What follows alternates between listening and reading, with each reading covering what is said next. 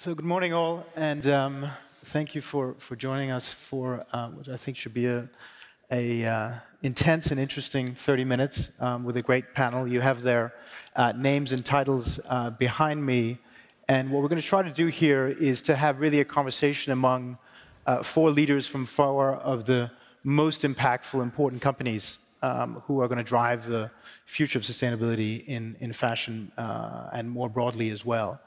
What we're going to do is have a set of conversations about 2 or 3 major themes, and then we're going to have a couple of questions from the audience at the tail end here. But we're going to jump right in, and I would love to start with you, Marissa, and give us a sense, if you could, of when you think about the 4 transformational priorities that we've just heard about. You think about the sense of urgency that came from some of the sessions, certainly yesterday, the importance of going from gradual change to kind of transformational change. Where do you see progress? Where are you seeing inspiration for a lot of the intense and hard work that you do? Great, thank you so much. So I think where we're seeing the greatest progress, if I had to choose between the 4, is around materials. I think that's the easier answer, only because it's been built into the system in a way that some of the others have not. But to make it more interesting, I would say that the wages conversation has advanced significantly. 2 years ago, if you talked about living wage, if you weren't one of the most progressive companies, that may have gotten an eye roll.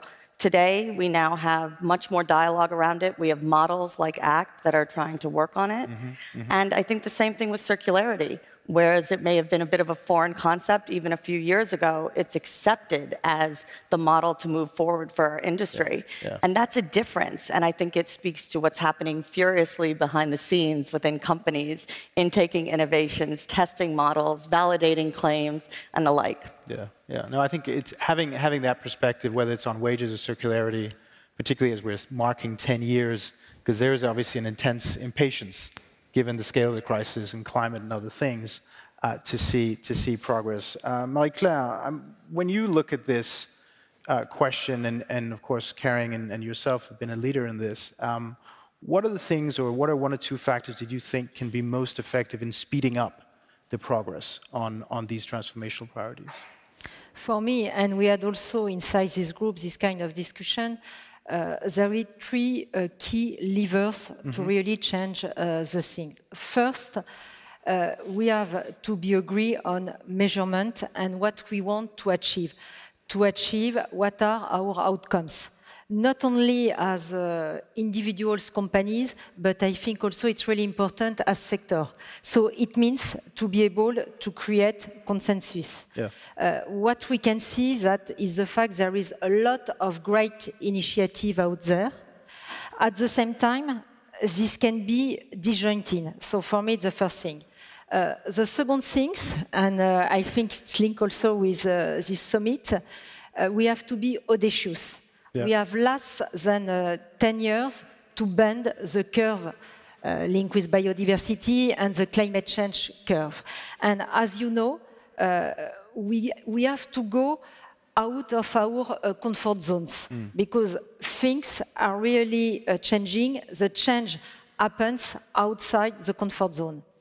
The third thing for me, it's about coalition, to be able to build a partnership, coalition, inside our sector, and I think we can say thank you to Eva Cruz, because with the JFA, she's able really to create this kind of coalition between us, but also outside the industry. For example, I like to give the example about food industry. We share the same supply chain. So if we want to implement something, for example, linked with animal welfare, traceability, regenerative agriculture, and of course biodiversity, it's becoming a very important topic. It's really important to work with other industry. Of course, we need also to have public policy. And the last but not the least is really to invest as a private sector in startups and in innovation, because we need to find, and I think we agree on that, really disruptive innovation. So To sum up, we need all to fully commit in a tenacity of spirit and vision. So that's why I would like to make the link with what François-Henri Pinault talked about yesterday, and I would like to call on you to join the Fashion Pact, because I think it's a great example where we can do collaboration, when we can create synergy, and at the same time to find real concrete solutions. So please join us. Yeah. No, look, I think when you think about either measurement or you say audacity, and then the importance of coalitions, it goes to a number of themes. I know you wanted to come in here, Anna, but maybe you can speak to your point here, but also when Marissa talks about circularity as being one of the areas where we've seen progress, and some of us have been coming here for a number of years, and obviously, as you say, through Eva's leadership and her team, achieved tremendous progress. What do you think on the circularity question, both as a company but also as an industry? What can be done? If that is a place we've actually made progress, how can we advance it further? Well, I think to begin with, I mean, what you were saying, Marissa, it is really important to acknowledge the really quick journey that we actually had around the area of circularity. Yeah. I mean, this was not on our map 5 or 6 years ago, and today that's part of our future vision around sustainability. So celebrating those victories will be really important. When it comes to circularity as well, I mean, we're not just inventing a new type of material. I mean, we're inventing a whole new type of ecosystem that goes not just within our industry, but also beyond. So to really accelerate that change, I mean, I think you will need to have, of course, a lot more innovation still, both in terms of materials, in terms of recycling technologies, in terms of new business models, and all of that is yet to come to some extent. And of course, you need to also connect the finance to it. And I think especially when it comes to new business models, I mean, we know quite little about the future. Knowing what we knew 10 years ago, we could not imagine what we are today. So thinking about 2030, I think we all know that we're going to consume and produce and enjoy clothes and fashion in completely new ways. So really, getting all of those dots together is going to require a lot of collaboration across the board. But ultimately, I think that circularity is about a mindset change. And coming back to what Paul was talking about yesterday, also that about becoming willing to do it. Because it really challenges, I mean, especially us being a super big company, having a lot of processes and structures, it requires you to think completely differently about a lot of things. How we design our clothes, materials that we choose, where and how we build our stores, for example. So really, working with that mindset change and knowing that there are people in the end of the day who's going to do it. I think that's really the key. Yeah. No, I think we're getting around to some really important components to this, and we're going to talk a bit about some specific examples in a bit. But Noel, in your seat and your long experience at Nike, I would love to hear your thoughts on the material side. I'd love to talk a bit about innovation at scale in a bit, but just on the material side, where do you see progress coming from, and how do you see? What's an example of where materials innovation has really changed the game and we can see progress and we can look for inspiration? Yeah, I think for us, because we're an innovation company, we're already comfortable with having to commit to the long tail of work that comes with innovating. And so the example I'd throw out there is recycled polyester. If you rewind back 10 years ago, that was an expensive material. It probably didn't fit in the profitability model, but what we did was commit to that over a long period of time, eventually scaled it to the point where in certain programs, we can find that cost parity. And if you start to proliferate it in a way that's meaningful across your product line, then you start to achieve that scale. I mean, you wanted an example. You guys may have noticed the shoes I have on. I know they're subtle, but the material here is out of recycled polyester. Yeah. Again, to Anna's point, 10 years ago, I don't think we would have even conceived of using it in the way that we do now. And I think if you have that commitment and you're willing to stay with it over a period of time, when you get to the size of the companies that we all have, you really can make a meaningful difference in your product line. Yeah. I mean, I think it goes to something I'd love any of you to jump in on this, and I know you have some questions for each other, but I think from the outside, looking at the industry and looking at players of the size you are, I think a lot of people are asking themselves, is the real barrier to scale the challenge of shareholder pressures and the economic model that underlies these businesses? And each of you are advocates and agents and leaders of sustainability inside your business and industry. I'd love any thoughts on what it is that you have found most effective inside your companies in helping bring business leaders who are, again, mostly driven by other priorities to understand how to integrate this into their business thinking, because ultimately that's what's going to show us impact. Yeah, maybe if you don't mind, I'll take a swing at it. So I'm not traditionally a sustainability professional. I actually come to sustainability through a long career in operations, manufacturing, product creation. And so I've had experience kind of with the other incentives in the business. So if you're a product developer or you're developing a line, I think for sustainability, you have to find those intersections of incentive where waste, for example. Waste is effectively margin. It's a profitability discussion very easily. So the people who are charged with creating product, it's a very easy conversation to have to say, hey, if we can make this shoe with virtually no waste, or you can recycle content back from your original manufacturing process, not only is it sustainable, but it's really good for the business too. So I don't think you really have to compromise between the two. Now, we have the luxury of being an innovation company. We have kind of a culture of that thinking. I realize that it's more challenging as you're a smaller, growing entity. But I mean, to jump into that, I think there's also a huge conversation around talent. You'll hear any company say that, aside from their brands, their greatest asset is their employees, their associates. And in order to keep people motivated and happy, they want to feel that they work for a good company. And that talent retention in the long run, in terms of business continuity, not losing the value that you've gained over years of insight, it's huge. And I think it's becoming more and more important. So we try to see them not as necessarily working against each other, but rather as propelling those assets to a greater state of value. Great. Also, perhaps to jump in the conversation, and in addition, if you think about the luxury, now you have so many questions from the customer and the clients. So also to convince internally the business people, I think is the best way to say, okay, guys, everywhere, also in China, also in Asia, in South Korea, and not only in Western countries, people are asking more and more questions. And not only about, of course, social conditions in the suppliers, which is key, but also about topic linked with animal welfare, about the traceability, where the products are coming from, things like that. So very operationally and very concretely, business people can understand that it's becoming also something very important. It was not at all the case. I joined the company now nearly 7 years ago. And it was, I will say, only the beginning. Now you go everywhere.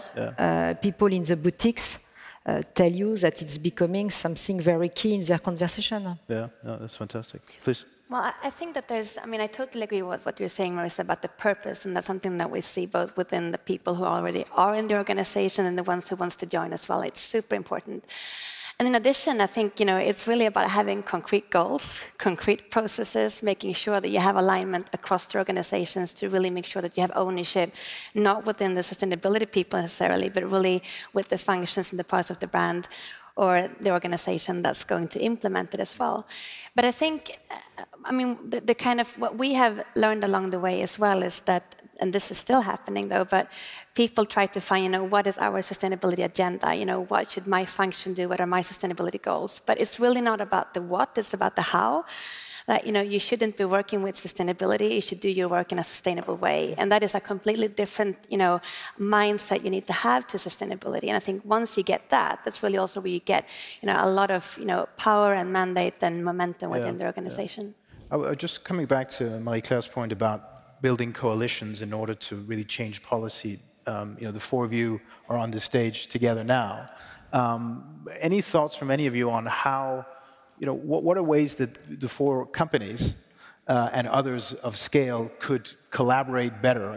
Are there ways that you're thinking about this? Are there new ways? I mean, obviously, this place and Eva as a convener has been a super important driver of that. But other ways, because again, the challenge of scale is in innovation, it's in capital, it's in investment, but it's also in driving policy change. Any thoughts from? Well, I'm happy to jump in. I think you had asked me in the beginning, what is one of the things that inspires me? Yeah. And I think the level of collaboration we've seen it was honestly a bit of a buzzword 5 years ago. And we showed up at multiple forums together. There were companies that were really bought into the concept, and there were companies that were there because either they thought they had to be, or the level of collaboration we're seeing now, this concept of I'd rather get 80% together than 100% of what I want alone. I think everyone's come to the conclusion that we have to move as an industry. We have to use our scale as an industry to power change. So that is something I've definitely seen a change in. And the reason we can all make jokes backstage is because we spend a lot of time together on coalitions on everything from wages to safety to materials to water to pollution. So I mean, being relatively new to sustainability as a profession, I think one of the things that's really energizing for me is that I have great relationships with everybody on the stage. Even well beyond that, we have dialogues about specific issues. We talk about things that are much bigger industry-wide or even beyond the industry, to your point. And I think we all recognize that when you're facing an existential threat from something like climate change, you're not going to solve it on your own. And so I'm really grateful for the cooperation that we all have. And I think GFA is a great example of a convener. We have the Sustainable Apparel Coalition, which most of us are part of. And I think even those conveners are starting to convene themselves to harness the power of the industry even beyond themselves. But I think also to succeed with that kind of collaboration and strengthen that in the future, I think it's important to try to really make sure that sustainability remains a non-competitive area. Because I think the closer we'll get to consumers, the more innovation and technology we will see, the more types of branding you will have, the more investments brands and other organizations will do in different things that can actually create more competition around sustainability than collaboration. So I think really working to set a level playing field and make sure, I think that was really well said by Pernod yesterday. Working with open source, seeing how can we actually really use our experiences and making sure that we don't compete on what's really the solution to our future existence. Yeah, that's a great point. We're going to go to a couple of questions from the audience, but let me in a minute. But let me just ask one, because most people here and most of the companies represented here are smaller or a lot smaller than the four of you, and I'm curious what you think of and how you have found the best models of either collaborating with or finding inspiration or doing joint projects with small entrepreneurs, innovators, either on the materials side or on the supply chain side. What are ways in which people in this room who are in smaller businesses but are really thinking far-sighted about this can work with big companies like yourselves? And what are ways of collaborating? Well, I think, it comes back a little bit just thinking about the role of circularity, but building that kind of ecosystem of different actors who will be the best that they can be at that particular thing. We have not worked as much with innovation as you have at Nike, for example, but we get in touch and we're approached by so many different fantastic entrepreneurs and innovators that have a lot of the solutions that we are looking for. So I think it's really, we will see that by building that ecosystem, having those different competitive advantages or having that particular value you bring to the table and combining that with others, I think that's really what's going to create the end game here. Great. Yeah, I think for me, it's because we're an innovation company, because of the size and complexity we are. Of course, we see a lot of spectacular innovations, but scale is really important. And so as people are developing new products and developing kind of those proofs of concept, going into that with a notion that if you really want to work with a large enterprise, that has to become scalable for the size of the organizations that we have. For it to be meaningful for you to be able to prioritize. And frankly, to have the impact that we want, particularly as we're talking about sustainability, you want to be able to drive a sustainable innovation through your entire product line to the degree that you can. But then I think also looking into the future, I think a lot of that collaboration and that kind of building of ecosystems will also take place outside the industry as well. So the given actors in the future may not be the ones that you see today. Yeah. I think one example, we are working with a company called Treated Textile who do a cellulosic type of viscose, a much more sustainable one. And we have made investments and we have decided to buy some of that volume, but we are not great at building those kind of plants. And now we have Stora Enso, who is a Swedish paper company who's coming in from a completely different industry, setting up the plant and really moving into a completely new type of supply chain for them. And I think it's those kind of collaborations and types of systems we will see much more of in the future as well. I think this brings together one of the drivers of change across multiple industries, which is a much more diverse set of actors and partners. Either it's your consumer or your client, where co-creation, I mean, I was with your chief design officer in Hong Kong a few months ago, and he talked a lot about that, or whether it's with other companies and smaller companies and others. So really, really important. Okay, we have a couple of questions. I think it's somewhere on the, yes, please. Hello, my name is Bernadette, and I'm from the Youth Fashion Summit that was previously on stage. And I'd like to ask a question about the circular economy. So Ellen MacArthur has articulated during the last summits that the underlying idea of the circular economy is to redefine growth within a world of finite resources. So Noel, I'd like to ask you, how does Nike redefine the circular economy, and how do you plan to balance this with shareholders' expectations of growth? Yeah, that's a good question. I entered sustainability through a very different lens many, many years ago.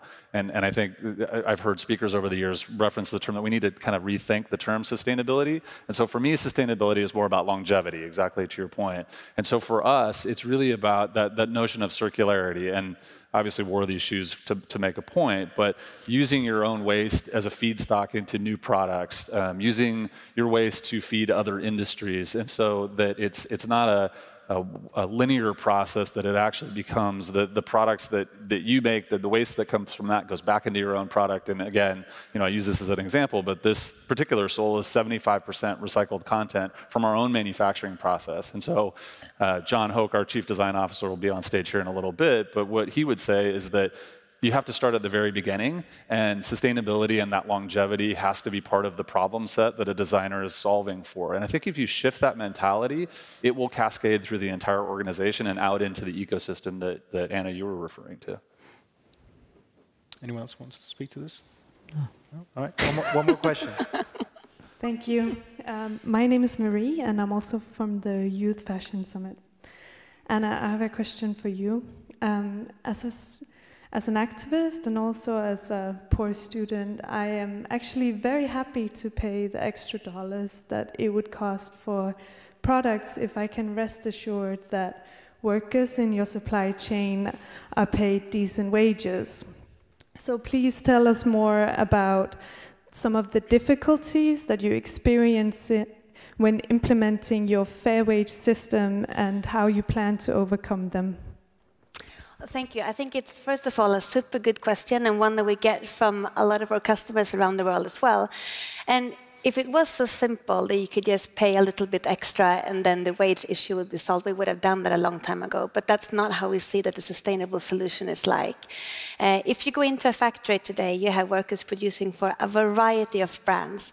And these workers, even though the products are sold at different price points, are getting the same amount of money and are working on the same conditions. So when you're going to address such a complex issue like wages, you have to work not only with one brand and one factory, you have to work across the industry. And coming back to what you were saying, Marissa, I think that this is an area where you might think that so much has not actually happened, but it really has. And I think, 5 years ago we were talking about legal minimum wages, and now we're talking about fair living wages, and really not only defining what we want to achieve, that wages should go up, but also looking into the practical house. And we have worked a lot on the house, both on a factory level in terms of setting a foundation for how wage setting can be done in a sustainable way through wage management systems and through workplace dialogue. And today we covered almost 1 million workers with that program. But that's, of course, only setting the foundation, and that's pretty much what you can do on a factory level. So the next thing is really to do this on an industry level, and that requires much broader collaboration with trade unions, with governments, with all brands that are buying for certain markets. And here, as you were mentioning as well, we have a great collaboration with ACT that is actually tackling the fundamental issues here, which are purchasing practices and creating industry-wide collective bargaining agreements. And I think that in combination, what can be done on factory level is how you will be able to achieve the ambition I think we all have around wages. But it's a good trailer for the next session, I know, which will be all about wages. So those of you who want to dig into that more, just stay tuned. Let me. We have a couple of minutes left, and I think if you think about how sustainability has been on a journey to become much more central to decision-making, lots of companies, the social pressures and the political pressures. H&M has been, this is part of the burden of being as big as you are and as prominent as you are, that you get identified. But obviously, these are issues that affect all your companies and all your subsidiaries. The political climate, obviously, both in the United States, but also in Europe, is changing. And the pressures are changing, not just, as we heard from from the next generation, but politics are changing too. And so for any company, whether it's in fashion or apparel or financial services or oil and gas, there is a much different conversation at the very senior level, board and CEO level, about how you manage that stakeholder group and these kinds of pressures. And so I'm just curious if maybe each of you, a few thoughts at the end here. We talked a lot about sustainability, the climate challenge, materials, innovation, investing at scale. How are you thinking about this challenge around the social dimension? Because I think it is only going to go one way. If you think about where politics is going, both populism, left and right, how do you think about it as a company, particularly in your relationship with your own people, as you were saying earlier, the talent you want to come and work for companies that are mindful about this and are engaged? How are you thinking about this? I'd love to hear thoughts from any of you. Yeah, I'm happy to jump in. Well, I think, again, there was this sort of buzzword. Maybe there's a bit of a theme of what were we doing 2, 3, 5 years ago versus today. And I think we talked about a business license to lead in these forums, but were we really seeing it being active in the social space around some of the issues that are confronting us right now from the political arena? And I think one thing we have seen in the last year is companies really embracing that business license to lead, whether it's CEOs getting up on stages, whether it's memos to associates about climate change or the Paris Accord. We are seeing that, and it's empowering businesses to work both with government and with other stakeholders to actually be a part of the equation. So I'm actually try to tell those around us, especially those who work with me, that we're in a great position to actually address some of these issues because we are in a business that has scale and in an industry that believes in this. So maybe it's a little too optimistic, but it is challenging within the business, and we are watching, especially from a trade perspective, all the different relationships with our different supply countries. Yeah. That said, I think that this is a moment for business to step in and step up. Great. Yeah, I think the point of representing more overtly what your values are as a brand, and first and foremost, communicating that to your employees. I mean, we have 75,000 employees, and they expect us to do the right thing in every aspect of what we do. And so being deliberate about where we're doing well, what we're committed to, where we have work to do is really important. And then I think for a brand like Nike or even an H&M or Kering, we all have incredible brand power that resonates globally. And so harnessing the energy that comes with our brand to be really deliberate about what matters. I mean, at the end of the day, Nike doesn't, and I don't believe that climate change is debatable. And so we need to use our brand to communicate that it's important that we address it collectively. Yeah. And at least for us in the sports industry, if we don't have a planet to play sports on, we don't really have an industry to operate. Yeah. Marie-Claire, last word. Yeah. So for the social side, of course, I will make a difference between what is happening on the social side internally in the Kering Group and, of course, in our supply chain. I think, in addition, again, about what you said and what the employees are expecting, we try really also to pay attention about the fact that employees all over the world have the same right. I give you a concrete example, parental policy. When you have paternity leaves, maternity leave, it's not at all the same if you are in the United States, again in China mainland, or in France. So, for example, we push also to have the same level of rights because you are a Kering employees. So it's really important. So internally, we do this kind of thing. The supply chain for us, it's quite a little bit different because we are with a focus in Italy. Over 90% of our suppliers are based in Europe and mostly in Italy. Yeah. So the issue and the challenges are not exactly the same. Sure. But it's not because you are based in Italy, when you are thinking about tanneries and things like that, you have to work very closely with your supplier to pay attention to the environmental criteria, to the social conditions, and things like that. Yeah. And perhaps what we try to focus on also on the social side, it's about women.